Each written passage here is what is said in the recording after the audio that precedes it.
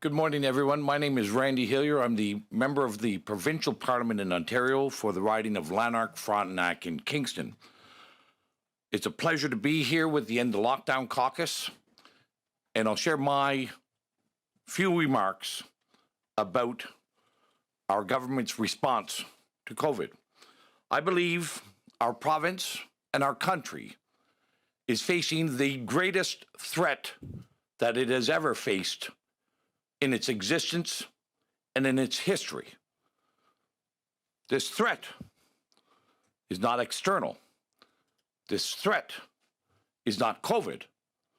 This threat is a struggle and a conflict for the conscience of Canadians. We have seen all our governments enact measures that are un-Canadian, measures that are unconstitutional, measures that are political, under the pretext of a health crisis. And I say that with all sincerity. We are engaged in tremendous censorship in our society through the mainstream media, through social media, and self-censorship of ourselves in our desire for conformity.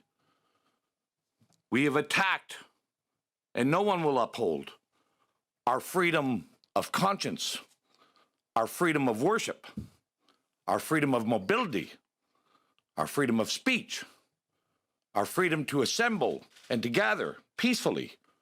All of those are under attack in Ontario and many other provinces. Our provinces will not uphold the rule of law. Our federal government will not uphold the rule of law. And we are becoming a lawless society without freedom.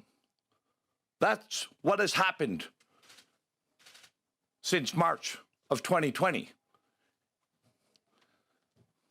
And it's happened because we prevent honest discussion. We preclude honest dissent. People are ridiculed and scorned for speaking of evidence and data that contradicts the public health narrative. I've had many people ask me, what and how can we explain what has happened to us since March of 2020? And many people think that they liken this to a war. We don't sure who we're at war with. Is it public health who prevents treatments? Is it our governments that are there to protect our freedoms? We need to start speaking honestly.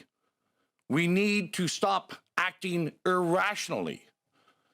We need to be guided by science and data and evidence, not experts who twist and manipulate that data and evidence. But most importantly, what we have lost in 2020, that we realized that we lost long ago, we have lost a moral compass in this country. We need to regain our moral compass if we are ever to regain Canada. Thank you.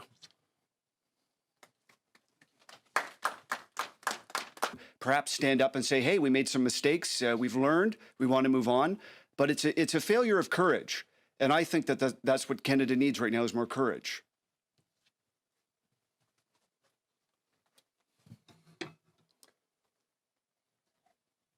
Thank you, Andrew. It's Randy Hillier. Hey, Randy. I think what Derek gave a good encapsulation there. I'll just maybe flesh that out a tiny bit.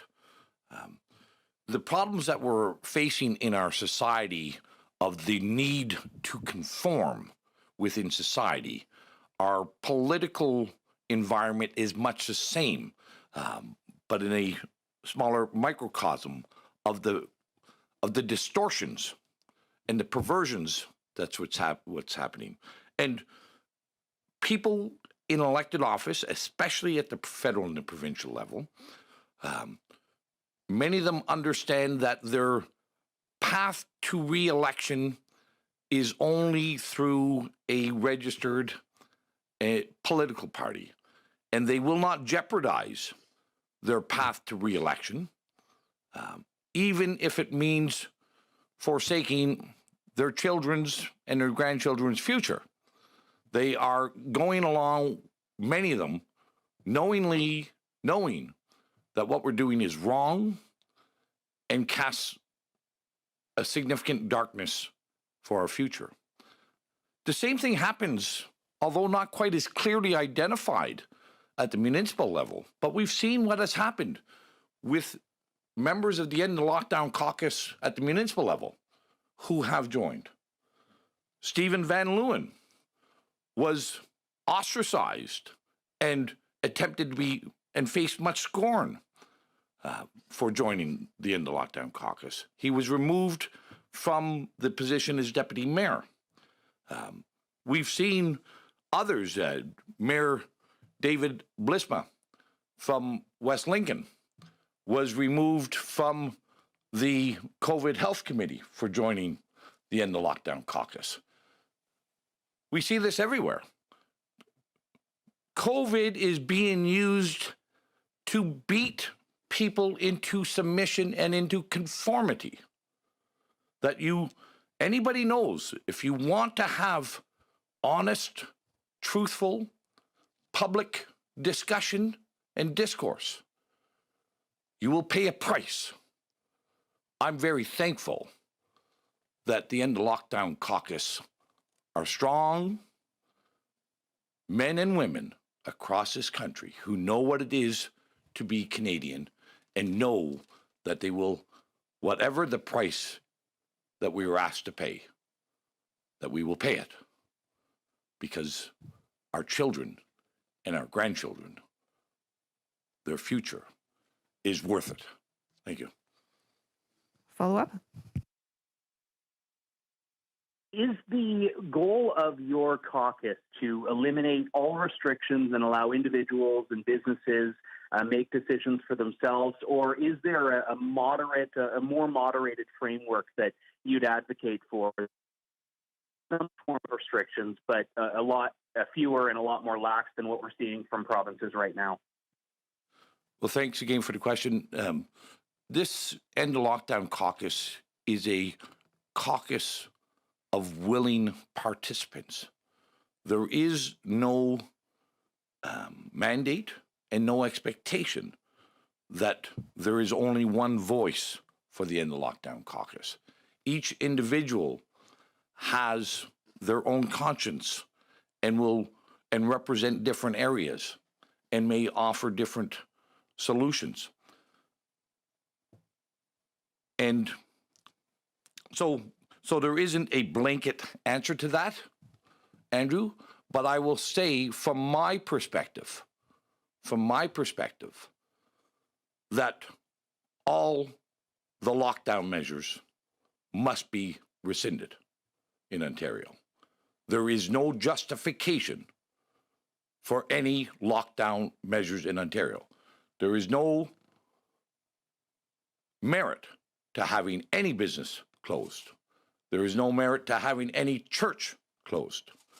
There is no merit for Bill 195, which delegated all the legislative authorities to an unelected, unaccountable public health bureaucracy.